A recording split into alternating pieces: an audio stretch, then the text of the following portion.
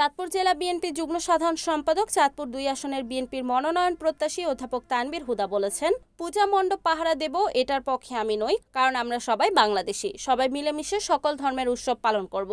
সংখ্যালঘু বিএনপি বিশ্বাস করে না, আমরা সবাই বাংলাদেশি। গত বছরের ৫ আগস্ট স্বৈরাচার শেখ হাসিনা দেশ থেকে পালিয়ে যাওয়ার মাধ্যমে একটি নতুন বাংলাদেশ পেয়েছি। এই নতুন বাংলাদেশকে নতুনভাবে পরিচালনার জন্য আমাদের নেতা তারেক রহমান ৩১ দফা কর্মসূচি ঘোষণা করেছেন।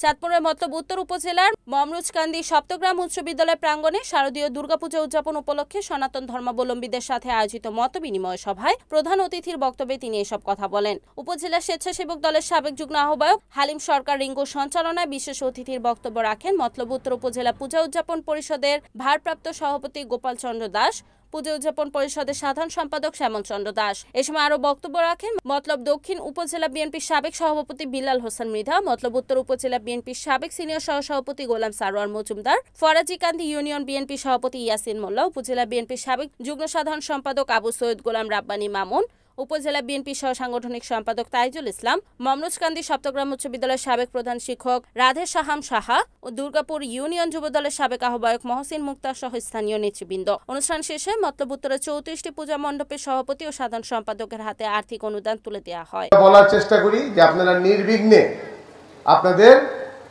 পূজার কার্যক্রম পরিচালনা করবেন, আমরা পাহারা দিব, আমরা পাশে থাকব এবং কোনো যেন সমস্যা না হয় সেটা আমরা দেখব। কিন্তু আমি ব্যক্তিগতভাবে এটার পক্ষে না। আমরা সবাই বাংলাদেশি, এই দেশে আমাদের সবার অধিকার সমান।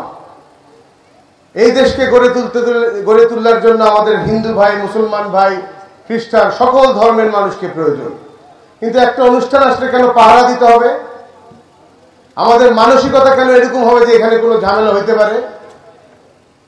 সুতরাং যেই ধর্মের যে অনুষ্ঠানই হোক, আমরা আনন্দের সাথে বিনা শঙ্কায় মন খুলে যে যার মতো করে উদযাপন করব।